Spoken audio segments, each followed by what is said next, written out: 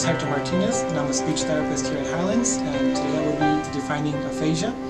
And aphasia is basically a communication disorder as a result of damage to the brain, and it can be either receptively impaired, expressively impaired, or both.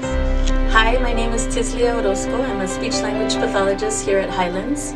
And what we do here for patients with aphasia is we focus on the different type and severity of aphasia that they have, and we look at their spoken and written language abilities.